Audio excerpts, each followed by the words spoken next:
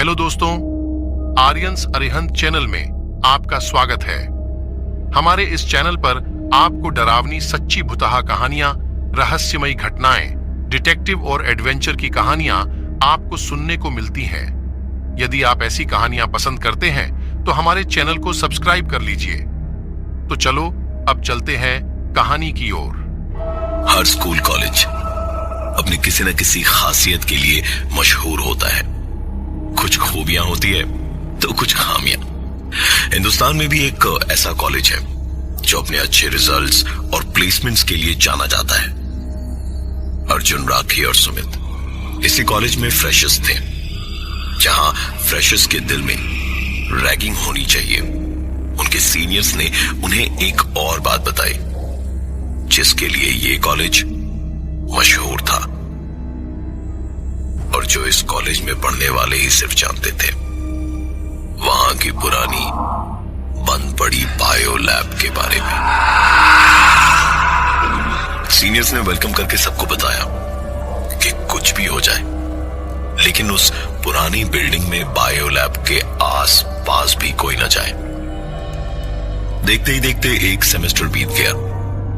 अर्जुन, राखी और सुमित तीनों बहुत अच्छे दोस्त बन गए थे।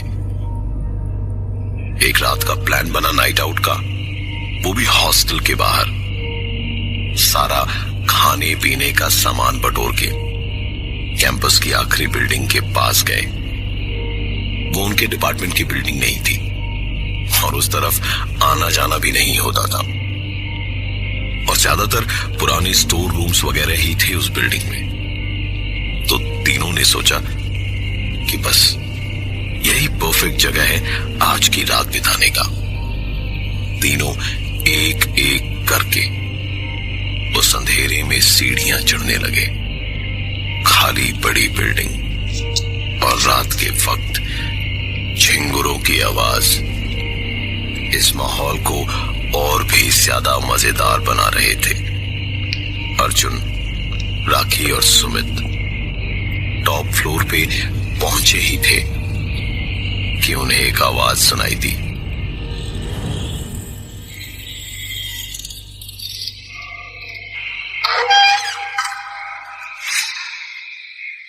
देखा तो शायद बिल्डिंग का वॉचमैन था। तीनों एक कोने में दुबक के खड़े हुए जब तक वो वॉचमैन वहां से चला नहीं गया। उसके जाते ही वो तीनों आगे बढ़े और उसी कमरे की तरफ गए जहां से वॉचमैन निकला था। मोबाइल टॉर्च की रोशनी में तीनों ने देखा तो एक पुराना टूटा फूटा सा बोर्ड लगा था दरवाजे पर, जहां लिखा था बायोलॉजी लैब। बैटरी कम थी और उस बोर्ड को देखते देखते ही मोबाइल की बैटरी खत्म हो गई और फोन बंद हो गया। उन्हें समझते देर नहीं लगी कि ये वही बायोलैब है जहां आने से सबने मना किया था, क्योंकि एक बायोलैब जिसमें क्लासेस होती थी वो उनकी अपनी ही बिल्डिंग में थी। तीनों के हाथ इस रात जैसे कोई खजाना लग गया था। उन्होंने सोचा कि अब तो नाइट आउट ही यही होगा। वॉचमैन ज्यादा दूर नहीं गया था। उन्होंने दरवाजे की कुंडी खोली तो जिस कुंडी को थोड़ी देर पहले वॉचमैन ने बंद किया था, जिससे बड़ी तेज आवाजें आ रही थी, वही कुंडी अब बिना किसी आवाज की आराम से खुल गई। तीनों कमरे के अंदर में घुसे, दरवाजे के पास स्विच ढूंढने लगे कि तभी दरवाजा जोर की आवाज के साथ बंद हुआ।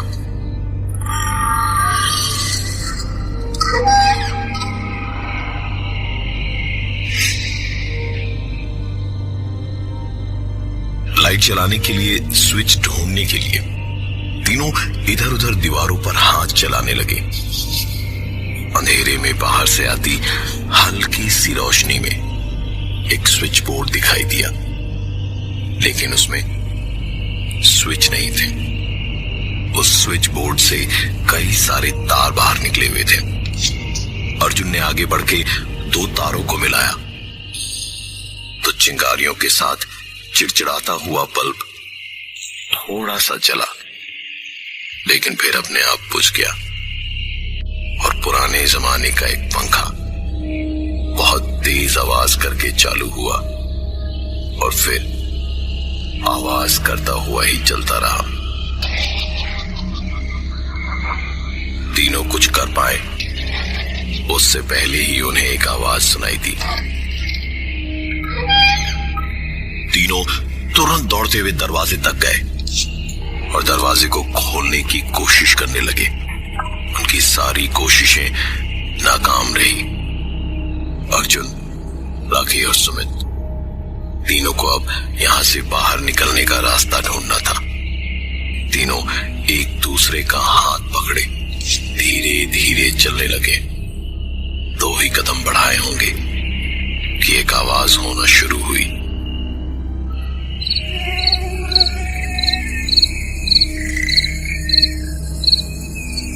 तीनों जहां थे वहीं के वहीं जम के खड़े हो गए। सांस भी काफी धीमे धीमे ले रहे थे। थोड़ी देर में ऐसा लगा जैसे पूरा कमरा जब तक आवाजों से घेरा पड़ा था वो अचानक ही शांत हो गया। सबने राहत की सांस ली ही थी कि तभी अचानक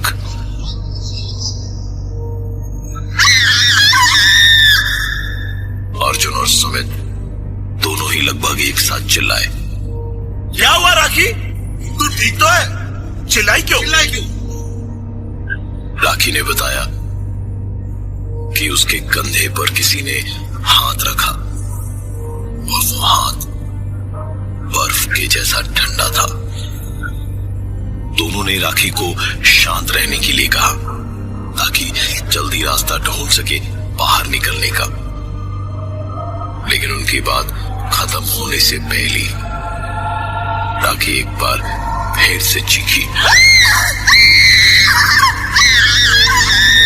और उन दोनों को महसूस हुआ कि कोई राखी को घसीट रहा था। राखी अपना हाथ छुड़ा के बचना चाह रही थी, लेकिन राखी को घसीटते हुए कोई उनकी आंखों के सामने से ले जा रहा था। और फिर अचानक एक दरवाजे के बंद होने की आवाज हुई और राखी की चीख एकदम से शांत हो गई। और आखिर में राखी को किसी ने अंदर वाले कमरे में खींच लिया, जहां घुसने पर अर्जुन और सुमित ने देखा कि कमरे में ना तो कोई खिड़की थी, ना कोई दूसरा दरवाजा और ना ही वहां राखी थी। दोनों यही सोच रहे थे कि राखी गई तो गई कहां, कि तभी उस कमरे में जल रही बत्ती धीरे धीरे आवाज करने लगी और उस धुंधलाती हुई रोशनी में अर्जुन और सुमित ने देखा राखी एक कोने में घुटनों के अंदर अपने मुंह को छुपाए बैठी थी।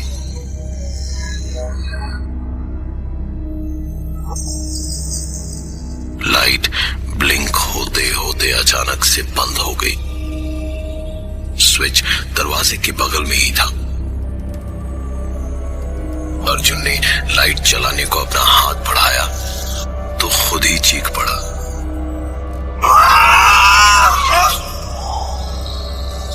सुमित ने तुरंत उससे पूछा, क्या हुआ? अब तू क्यों चीखा? अर्जुन ने कांपती हुई आवाज में जवाब दिया, मेरा हाथ किसी ने दीवार के अंदर से खींचने की कोशिश की थी। वैसे ही ठंडा हाथ जिसके बारे में राखी ने बताया था। या कुछ तो गड़बड़ है। राखी में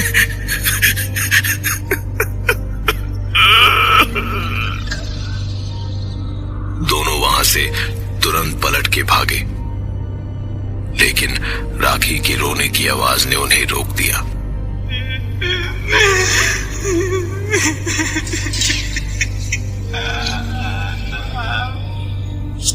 दोनों वापस पलटे और अंदर कमरे तक गए। राखी कोने में ही बैठी अभी भी रोई जा रही थी। दोबारा कमरे के अंदर घुसते के साथ ही इस बार इस कमरे का दरवाजा बंद हुआ और राखी का रोना अचानक से बंद हो गया। दोनों राखी को पुकार रहे थे। राखी, राखी, राखी, क्या हुआ राखी? राखी कहाँ हो तुम? राखी हमें दिखाई क्यों नहीं दे रही हो? राखी, राखी! कि तभी पीछे से दरवाजा खुला, लाइट जली और एक आवाज हुई। तुम दोनों यहाँ हो और मैं वहां तुम दोनों को ढूंढ रही थी। दोनों ही काफी गुस्से में थे। सुमित ने राखी पे चिल्लाते हुए कहा, पागल हो क्या तुम? हाँ? हम क्या यहाँ मस्ती कर रहे हैं? मजाक लगा रखा है तुमने? अभी तुम यहाँ अंदर कमरे में बैठ करके रो रही थी। मजाक कर रही हो हमारे साथ में? इतना सब कुछ सुनकर राखी ने बस यही कहा, तुम दोनों पागल हो गए हो। मैं यहाँ बाहर उस कोने में बैठी थी। इस कमरे में तो मैं आई भी नहीं। अर्जुन और सुमित ने राखी को लिया और तुरंत बाहर की ओर भागे। दरवाजे के करीब पहुंचे ही थे कि एक आवाज से तीनों के कदम रुक गए। अर्जुन और सुमित ने आंखों में ही इशारा किया कि रुकना नहीं है, सिर्फ यहां से चुपचाप भागना है। लेकिन राखी रुक गई। उसने तुरंत कहा कि एक लड़की अंदर रो रही है और हम अपनी जान बचा के भाग रहे हैं। हम उसे यूं मरता हुआ नहीं छोड़ सकते। उसकी मदद करेंगे और उस लड़की को यहां से बचा कर ले जाएंगे। दबे कदमों से उस आधे अंधेरे कमरे में किसी तरह राखी का हाथ पकड़े दोनों सुमित और अर्जुन चले जा रहे थे। जब उस कमरे में पहुंचे तो लड़की के रोने की आवाजें और तेज हुई और फिर अचानक ही सब कुछ न जाने क्यों हमेशा के लिए शायद शांत हो गया। और फिर अचानक एक आवाज ने उस सन्नाटे को तोड़ा।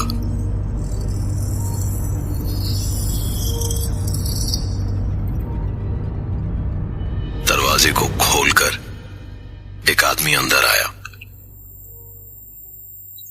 ये शायद वही वॉचमैन था जो थोड़ी देर पहले दरवाजे को बंद करके गया था। उसने पूछा, यहां क्या कर रहे हो तुम लोग? पता है ना, यहां आना मना है। वो आदमी बोलता बोलता अंदर आया और फिर एक डेस्क के ऊपर बैठ गया। अर्जुन ने जवाब दिया कि हम लोग गलती से यहां आ गए। अच्छा वहां आप आ गए, वरना पता नहीं शायद हमारी लाशें यहां से बाहर निकलते। उस आदमी ने एक गहरी सांस ली और कहा, यहां सिर्फ बुरे का बुरा होता है। कई साल पहले एक लड़की भी ऐसे ही अनजाने में इस कमरे में एक हादसे का शिकार हुई थी। उसके बाद से ही ये लैब हमेशा बंद रहती है। कहते हैं कि वो लड़की किसी को आने नहीं देती। बड़े अरमान लेके इस बड़े कॉलेज में पढ़ने आई थी। वो गरीब घर से थी, मां नहीं थी उसकी। पैसे वाले लड़के लड़कियां बड़ा मजाक बनाते थे उसका। पढ़ने में तेज थी ना वो, इसलिए टीचरों की फेवरेट हुआ करती थी। और ये बात हजम नहीं हुई काफी लोगों को। एक बार रात को झांसे से उसे इसी कमरे में बुला के 2 लड़कों ने उसके साथ वो किया जो वो जिंदगी भर नहीं भूल सकती थी। और उसके बाद इस कमरे से जिंदा बाहर निकलना ठीक नहीं समझा उसने। यही टूटे हुए कांच का टुकड़ा अपनी गर्दन में घोंप कर जिंदगी खत्म कर ली अपनी। उसके बाद अमीर लड़कों के घर वालों ने मामला दबवा दिया। उस लड़की का गरीब बाप हर जगह रोया, लड़ा। उस बदनसीब की शादी के लिए जो पैसे और जेवर बनवाए थे, उन्हीं पैसों से उसकी मौत का इंसाफ हर दरवाजे पर मांगा, लेकिन कुछ नहीं हुआ। उस बदनसीब ने भी सोचा कि जब बेटी नहीं तो उसके पास ही चला जाए। उसने भी खुदकुशी कर ली। उन दोनों में से एक लड़का एक रियूनियन पार्टी में एक बार कॉलेज आया था और मैं उसे इस कमरे के पास ले आया। उसका फैसला तो मेरी बेटी रश्मि ने उसी वक्त कर दिया था।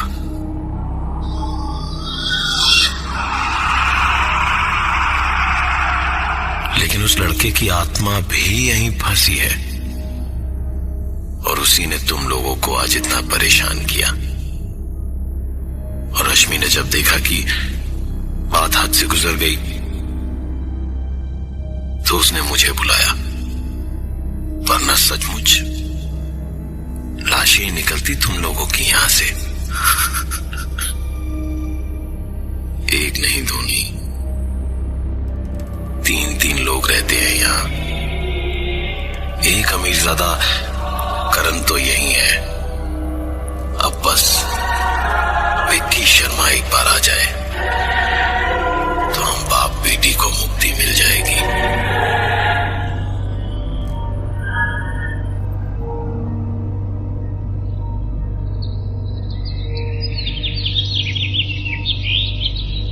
उस आदमी की बात खत्म ही हुई थी कि सुबह की पहली किरण आसमान के अंधेरे की चादर को चीरती हुई आई और साथ ही आई कई आवाजें जो अर्जुन, राखी और सुमित को पुकार रही थी। राखी, अर्जुन, सुमित कहाँ? अर्जुन, राखी। तीनों ने कमरे से बाहर निकल के सबको अपनी शक्ल दिखाई कि सब कुछ ठीक है। और जब पलट के देखा तो वो आदमी, यानी कि रश्मि के मरे हुए पिताजी, वहां नहीं थे। आज अर्जुन, राखी और सुमित का नाम सबसे ज्यादा लिया जाता है इस कॉलेज में, लेकिन वो भी जानते हैं इस बार होने वाली रीयूनियन पार्टी में वापस 1996 बैच के लोग आएंगे और पार्टी ऑर्गेनाइज करने वाले का नाम है विक्की शर्मा।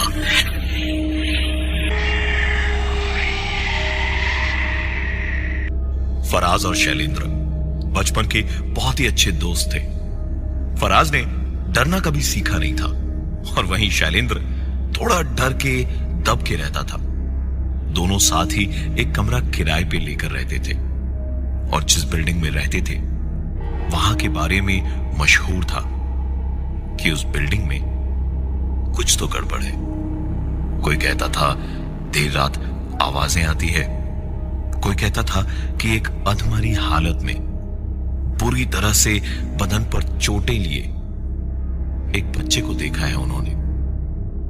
एक रात ऐसे ही बातों बातों में शैलेंद्र और फराज में बहस छिड़ गई। शैलेंद्र ने कहा, तू क्या इतना हीरो बना घूमता रहता है? हाँ, मैंने खुद ना अपनी आंखों से उस बच्चे को देखा है। नहीं देखा होता तो शायद यकीन नहीं करता। फराज, मेरी बात मान, भूत प्रेत सचमुच में होते हैं भाई। फराज ने उसकी बात को हंस के मजाक में उड़ा दिया। शैलेंद्र को अपनी आंखों पर सबसे ज्यादा यकीन था। उसने गुस्से में इधर उधर देखा और फिर जब कुछ नहीं मिला तो अपना रुमाल फराज को देकर बोला, ठीक है, तो एक काम कर, छत पर जाकर उस कोने में जहां पर एंटेना लगा हुआ है उसके पोल पर जाके इस रुमाल को बांध दे। मैं भी देखूं कितनी हिम्मत है तेरे अंदर। फराज हंसा और रुमाल हाथ में लेके बड़े घमंड से बोला, मतलब अगर मैंने ऐसा कर दिया तो यह साबित हो जाएगा कि भूत भूत कुछ नहीं होते हैं, हाँ? शैलेंद्र ने जैसे ही हां कहा, फराज को जैसे पर लग गए। तुरंत लिफ्ट की ओर दौड़ा। लिफ्ट खराब थी, इसलिए वो सीढ़ियों के रास्ते जाने लगा। 13 माले की बिल्डिंग थी। 2 माले ऊपर जाते ही लगा जैसे कोई पीछे पीछे आ रहा है। फराज, जो कभी डरता नहीं था, उसे जुलाई के महीने में अजीब सी ठंड लगने लगी। वो रुका और उसने पीछे देखा, वहां कोई भी नहीं था। इसके बाद फराज गोली की रफ्तार से ऊपर भागा और छत का दरवाजा खोल के छत पर पहुंचा तो एक आवाज सुनाई।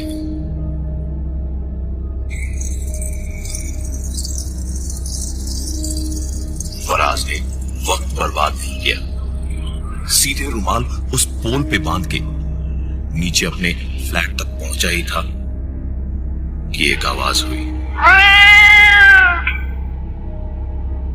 फराज की तो जैसे जान ही निकल गई थी। आज दिल ही दिल में फराज इतना तो मान ही गया था कि डर तो उसे भी लगता है। वापस फ्लैट में घुसते ही फराज ने ऐंठन में शैलेंद्र से कहा, भाई मैं तो बांध के आ गया रुमाल, अब तेरी बारी है, तू जाके वापस ले आ वो रुमाल। शैलेंद्र शर्त हार गया था, इसलिए चुपचाप छत पे गया और थोड़ी देर के बाद जब वो नीचे आया तो उसके हाथ में कोई रुमाल नहीं था। फराज उसे देख के गुस्सा भी हो रहा था और खुश भी, लेकिन शैलेंद्र उसी पे चिल्ला पड़ा, तू इतना डरपोक है ये नहीं जानता था मैं। इतना बहादुर बनता है और एक रुमाल बांध नहीं पाया। शैलेंद्र की बात खत्म हुई ही थी कि फराज जोर से चीखा। शैलेंद्र ने पूछा, क्या हुआ? तो फराज डरते डरते कांपती उंगलियों से उसके पीछे इशारा करते हुए बोला, वो बच्चा, वो तेरे पीछे खड़ा था अभी। इतना बोला ही था फराज ने कि तभी दरवाजे की घंटी बजी। शैलेंद्र ने दरवाजा खोला तो वहां कोई नहीं था। थोड़ा आगे सीढ़ियों तक जाके देखा तो भी कोई नहीं था। वापस घर में घुसने को पलटा तो देखा दरवाजे के सामने वही रुमाल पड़ा हुआ था। रुमाल उठा के शैलेंद्र अंदर आया। दरवाजा खुला ही था। फराज और शैलेंद्र आंखें फाड़ फाड़ के उस रुमाल को देख ही रहे थे कि ठीक तभी खिड़की के शीशे पे बाहर से किसी ने दस्तक दी। शैलेंद्र और फराज की आंखें अब और चौड़ी हो गई थी क्योंकि उनका फ्लैट 7th फ्लोर पे था। दोनों एक दूसरे को देख रहे थे। खिड़की पे जो आवाज आ रही थी वो धीरे धीरे बढ़ती जा रही थी। फराज खिड़की खोलने को उठा, 2 कदम बढ़ाए ही थे, लेकिन फिर शैलेंद्र ने उसके कदमों को रोक दिया। कदम तो रुक गए, पर खिड़की पे खटखटाना नहीं। वो आवाज धीरे धीरे तेज होती गई और आखिर में खिड़की का शीशा चूर चूर होके पूरे कमरे में फैल गया। दोनों भाग के अंदर के कमरे में जाने को पलटे ही थे कि तभी डोरबेल बजी। दरवाजा खोलने की हिम्मत इस बार दोनों में से किसी में नहीं थी। ध्यान से सुनाई दे रहा था बाहर किसी के चलने की आवाज। दरवाजे को खोलने का कोई सवाल ही पैदा नहीं हो रहा था। इतना सब कुछ होने के बाद इसलिए दोनों सीधे अंदर के कमरे में भागे और दरवाजा बंद करके एक कोने में बैठ गए। अंदर बैठे बैठे उन्होंने जो सुना उससे उनका हाल और बदतर हो गया। किसी ने घर के मेन दरवाजे को खोला, अंदर आया और अंदर पूरे कमरे में घूमने लगा। लेकिन आवाज कदमों की नहीं थी, आवाज रोलर स्केट्स की थी। शैलेंद्र उठा और दरवाजे पे कान लगा के सुनने लगा। स्केट्स की आवाज कभी आगे आती तो कभी पीछे होती, कभी दूर जाती तो कभी आसपास आती और अचानक आवाज रुक गई। शैलेंद्र कान हटाने ही वाला था कि ऐसा लगा जैसे स्केट्स पहन के कोई तेजी से दरवाजे की तरफ ही आ रहा है और आते आते एकदम से दरवाजा शैलेंद्र के आर पार। शैलेंद्र जैसे एकदम से निढाल होके गिरने ही वाला था, लेकिन उसने किसी तरह खुद को संभाला। एक गहरी सांस लेके खड़ा हुआ तो एक बार फिर से कमरे में बैठे डरे हुए फराज के बगल से दोबारा वही आवाज आनी शुरू हुई और एक बार शैलेंद्र के आर पार होके वो आवाज वापस बाहर की ओर चली। शैलेंद्र और फराज एक दूसरे का मुंह ताकते रह गए। तभी दरवाजे पर खटखटाने की आवाज हुई। दोनों की नजरें अपने कमरे के दरवाजे पर जमी थी। शैलेंद्र 2 कदम पीछे आया और अपनी पीठ दरवाजे की तरफ कर ली, लेकिन एक आवाज ने उसे वापस दूसरी तरफ घुमा दिया।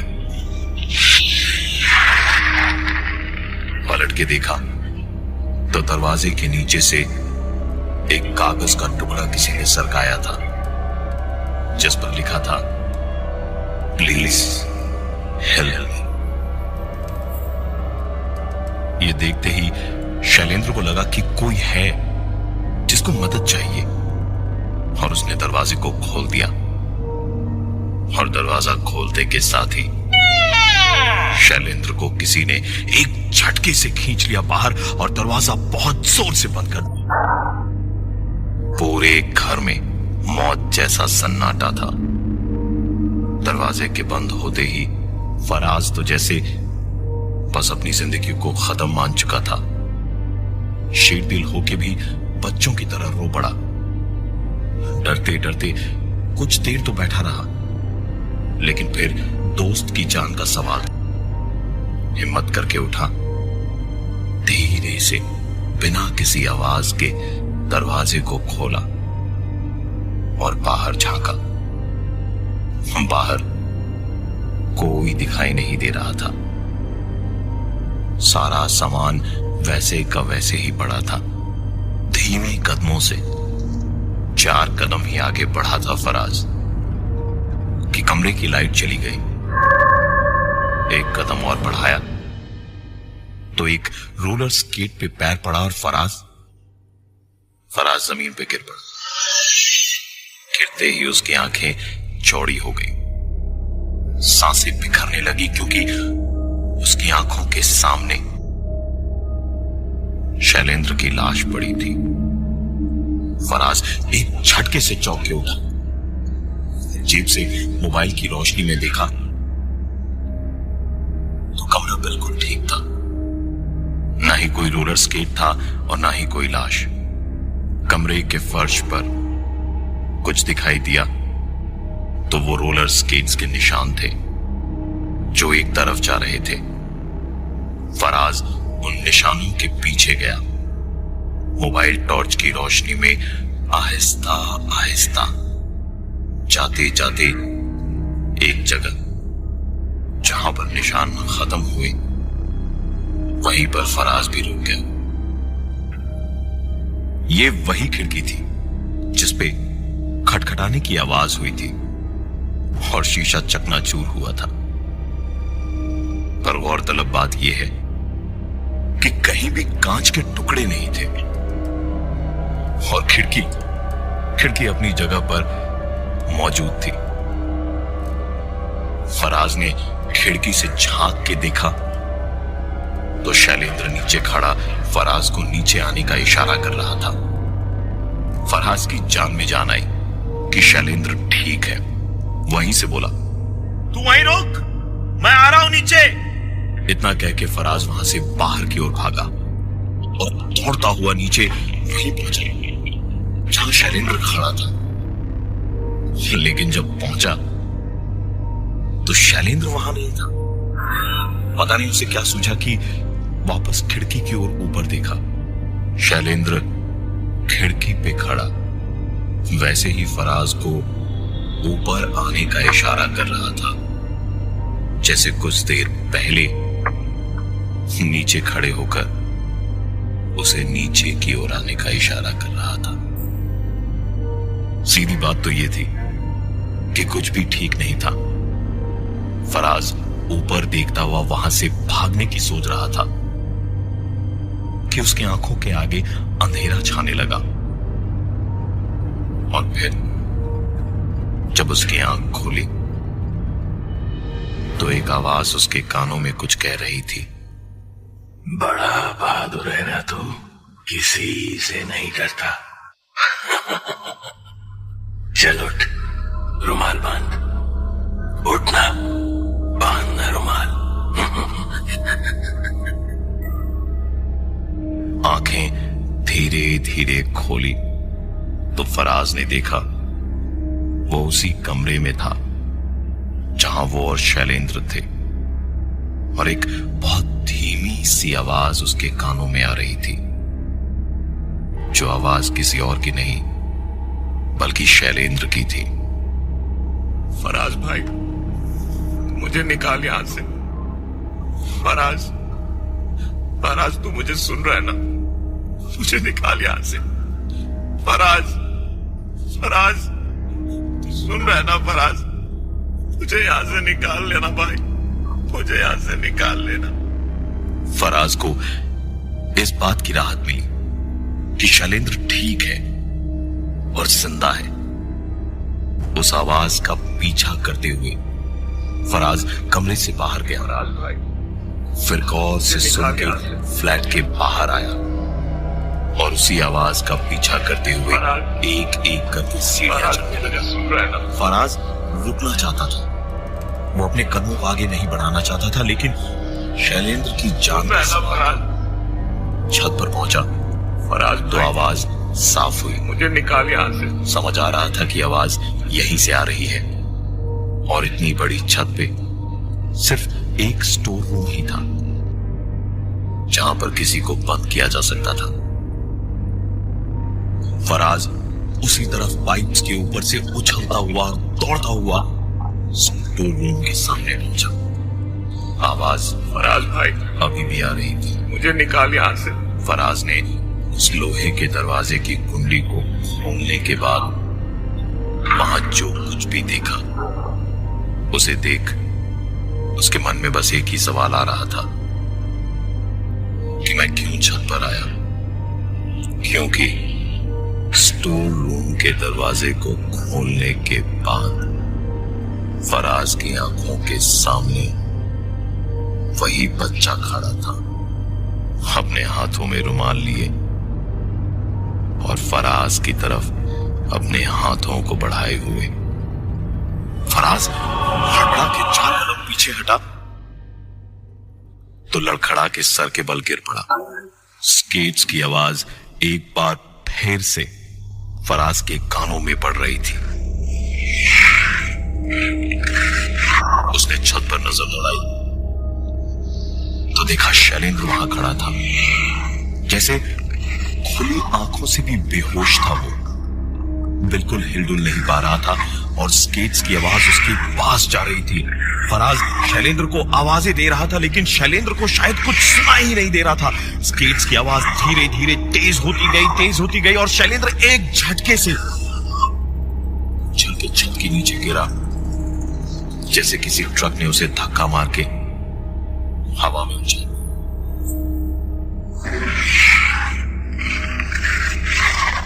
फराज दौड़ता हुआ उस कोने में पहुंचा और नीचे शैलेंद्र को गिरता देख चीखा, लेकिन तब तक बहुत देर हो चुकी थी।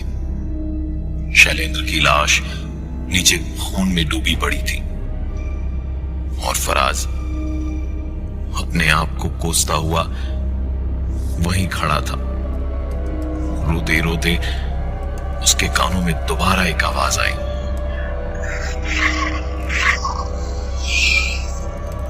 वो आवाज काफी तेजी से फराज के पास, बिल्कुल पास, बहुत पास आई और उसके बाद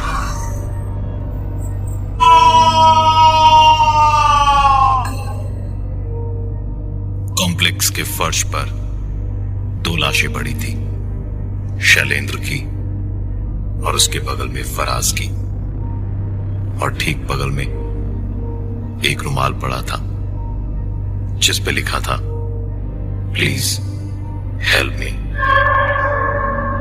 आज से तकरीबन 4 साल पहले आज ही की तारीख में इस कॉम्प्लेक्स में दिन दहाड़े एक डकैती हुई थी, जहां एक बच्ची जिसका नाम था संचिता, वो घर पे अकेली थी। डाकुओं से जूझते हुए वो किसी तरह अपने घर से बाहर निकली और छत तक पहुंची थी, लेकिन डकैतों ने उसका पीछा किया और छत पे वो हेल्प हेल्प की पुकार लगा रही थी, लेकिन शायद उस भरी दोपहर में किसी ने उसकी आवाज नहीं सुनी। डकैतों ने पीछे से आकर उसे पकड़ा और उसे छत से नीचे फेंक दिया।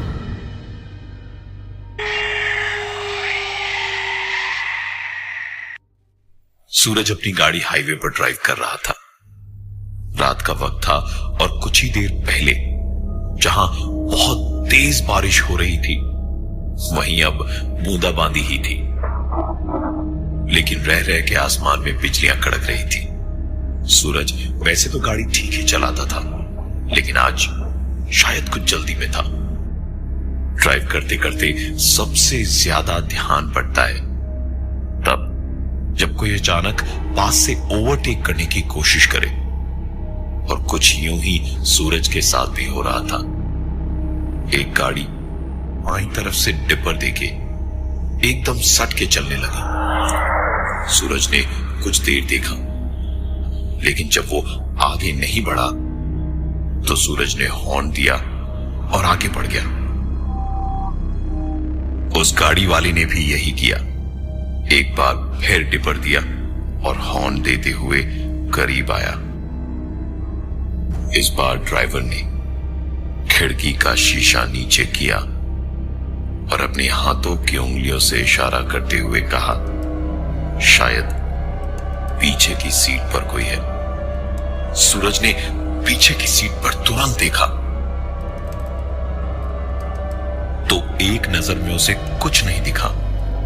सूरज गाड़ी चलाते चलाते ही फिर से मुड़ा और ध्यान से देखने के चक्कर में सामने से आती एक गाड़ी के हॉर्न से एकदम से वापस आगे की तरफ मुड़ा।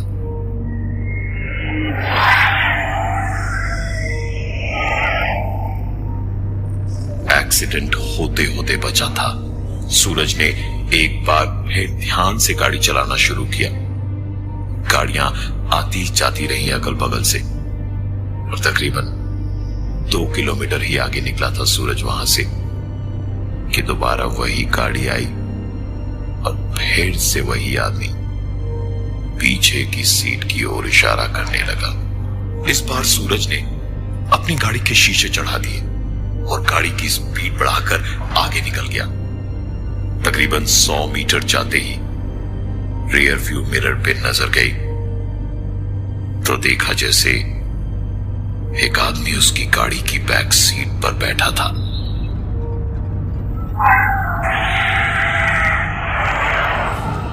गाड़ी तुरंत रोक के सूरज ने पीछे की ओर देखा तो वहां उसे कोई नहीं दिखा, लेकिन एक जोर की आवाज हुई और एक तेज झटका लगा,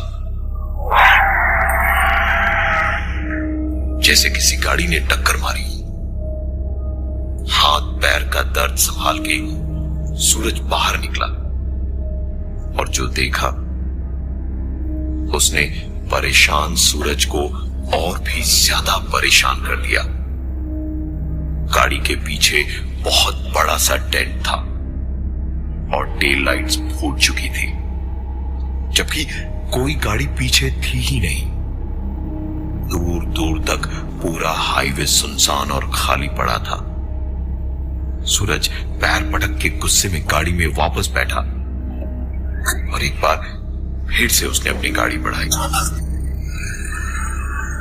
गाड़ी चलाते चलाते सूरज रह रह के रियर व्यू मिरर में बार बार देख रहा था।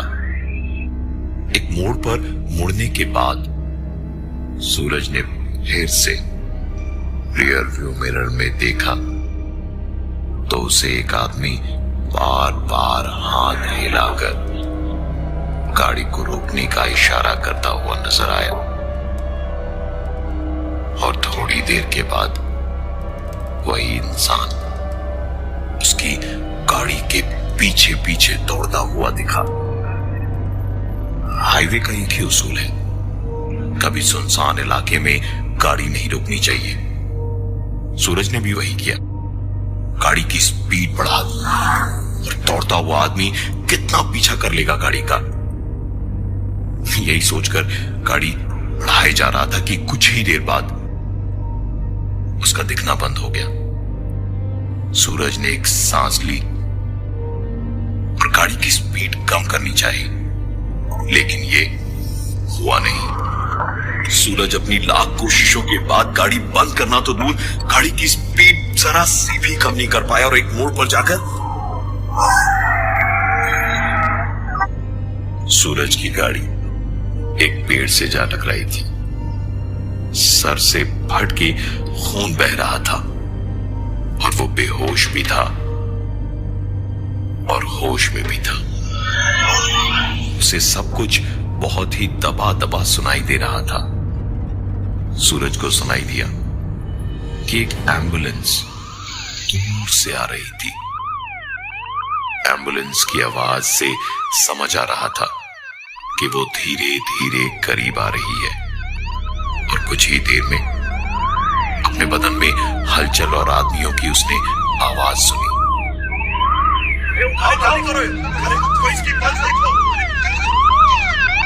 एम्बुलेंस उसके लिए आ चुकी थी। सूरज को स्ट्रेचर पे उठा के एम्बुलेंस में लिटाया गया और ऑक्सीजन मास्क पहनाने के 10 सेकंड बाद ही सूरज के बदन में जैसे जान लौट आई हो।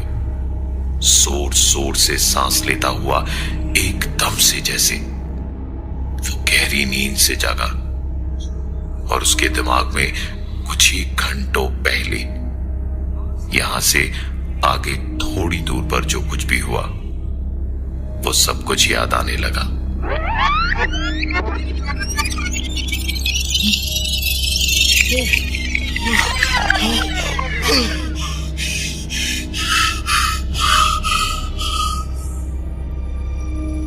सूरज और डैनी दोनों सूरज की इसी कार में पीते पीते एक पार्टी में जा रहे थे। बारिश काफी जोरों की हो रही थी।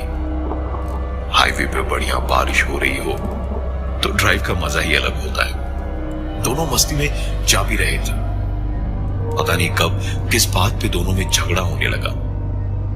बहसबाजी बढ़ी तो सूरज ने गाड़ी रोक दी और उतर के दोनों चिल्ला चिल्ली करने लगे बीच सड़क। बात थोड़ी ज्यादा ही बढ़ गई थी और हाथापाई तक पहुंच गई। बरसात की मोटी मोटी बूंदों में एक दूसरे के चलते हाथ और पैर दिखाई भी नहीं दे रहे थे। दोनों दोस्त कुत्ते बिल्लियों की तरह बीच सड़क लड़े जा रहे थे, जैसे आज किसी न किसी की जान तो जाएगी। धक्का मुक्की में सूरज ने डैनी को कुछ ज्यादा ही जोर का धक्का मार दिया और डैनी सड़क के बीचों बीच जा गिरा। पीछे से एक ट्रक आ रहा था जिसके पास ब्रेक मारने का वक्त बिल्कुल नहीं था, लेकिन फिर भी उस ड्राइवर ने ब्रेक लगाई और गाड़ी की स्टीयरिंग भी जितनी घुमा सकता था उसने घुमा दी और नतीजतन ट्रक सीधी एक बड़े से पेड़ से लड़ी और बहुत स्पीड में होने की वजह से पलट के डिवाइडर के बीचों बीच उल्टी होकर ऐसे गिरी कि ड्राइवर की वहीं पर मौत हो गई। ट्रक की ड्राइविंग सीट वाला पूरा हिस्सा पूरी तरह से कुचल गया था और खून की एक मोटी सी धार बहती हुई वहां टूटे कांच के टुकड़ों को लाल करते उस पे बारिश की बूंदों को मिटाती हुई बाहर आ रही थी। वहां रुकना खतरे से खाली नहीं था। सूरज ने झगड़े को भुलाकर तुरंत गाड़ी स्टार्ट करी और डैनी को अपनी गाड़ी में वापस बैठाया और डैनी की घर की ओर चल पड़े, वहीं जहां से दोनों पार्टी करने के लिए थोड़ी देर पहले निकले थे। डैनी को उसके घर छोड़ने जब सूरज पहुंचा तो डिसाइड यही हुआ कि आज की रात सूरज वहीं बिताएगा। गाड़ी घर के सामने ही पार्क करके डैनी गार्डन से होता हुआ दरवाजे तक गया।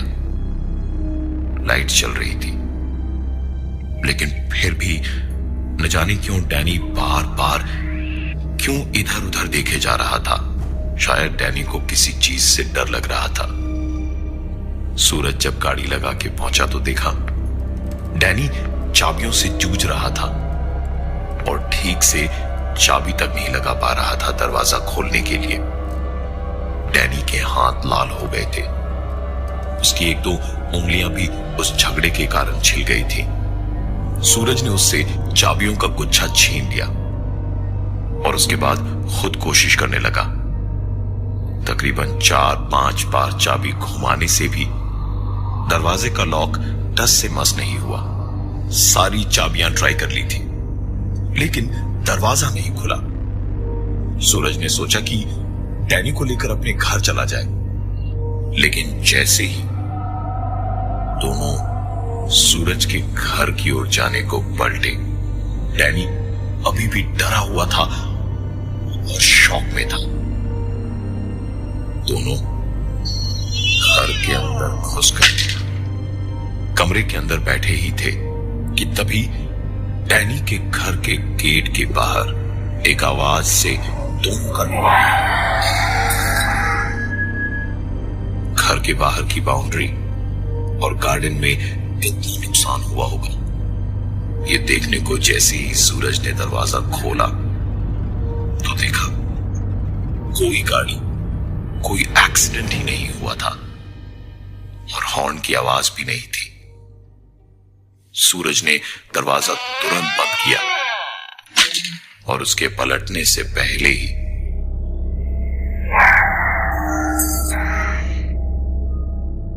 सूरज ने इस बार दरवाजे को नहीं खोला, बल्कि पलट के डैनी को देखा कि उसने भी सुना या सिर्फ सूरज के कान बज रहे हैं। तो देखा डैनी की भी आंखें फैली हुई थी, उसने भी सुना था। सूरज ने इस बार पहले आई होल से देखा। गेट या गार्डन दोनों ठीक दिख रहे थे। दरवाजा खोला तो वो आवाज आना बंद हो चुकी थी। सूरज दरवाजे को बंद करके जैसे ही पलटा,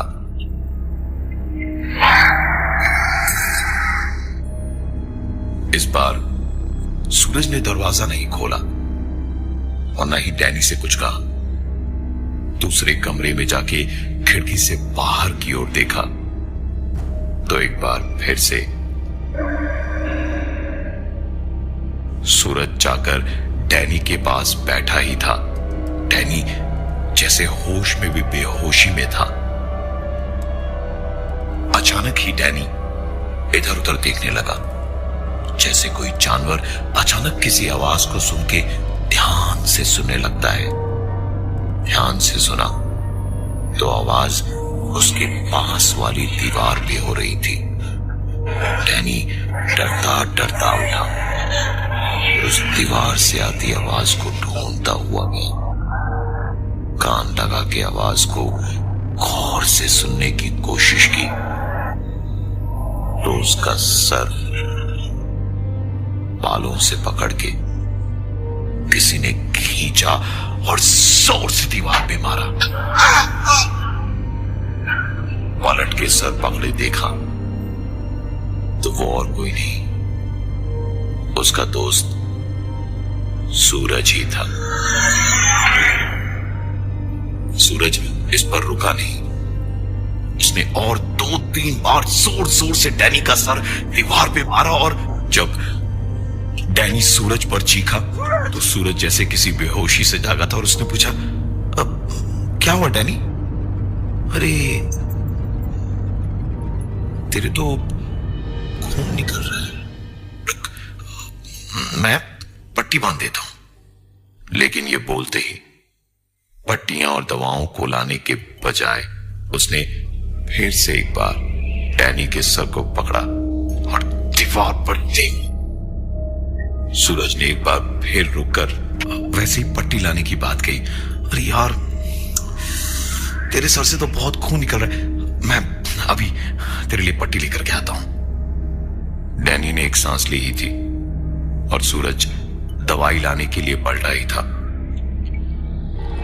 कि उसने फिर से डैनी को मारना शुरू कर दिया।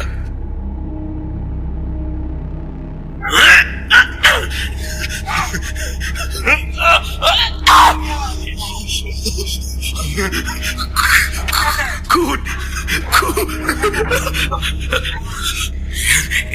एक मिनट रुक, तेरे सबसे खून निकल रहा है। मैं तेरी इधर आ, तेरे सबसे खून निकल रहा है।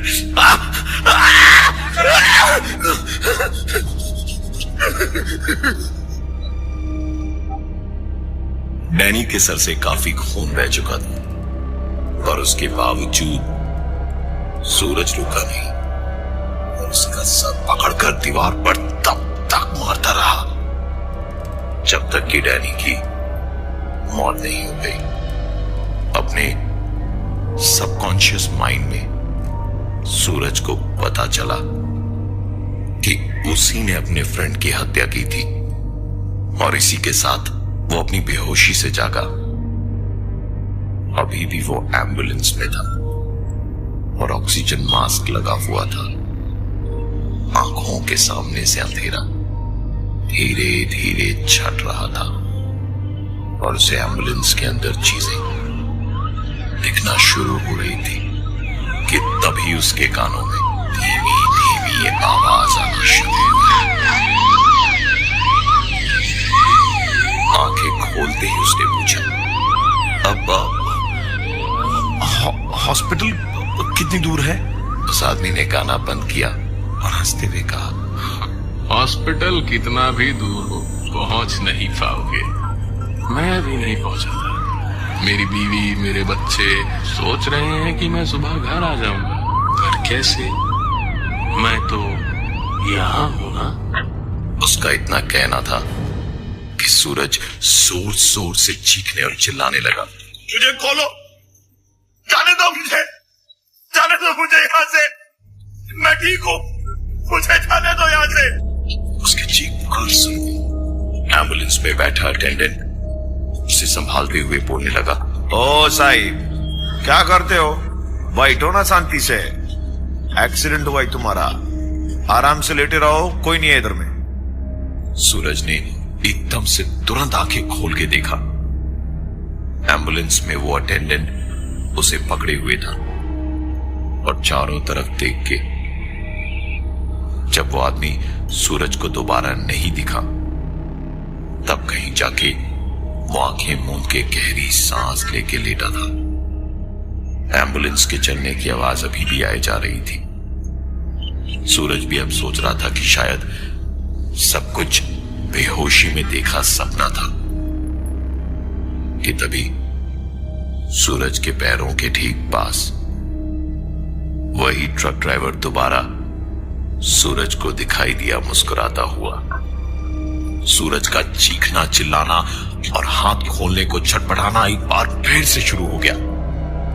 अटेंडेंट उसे शांत करके लिटाने की कोशिशें करता रहा, लेकिन सूरज पे तो जैसे भूत सवार था।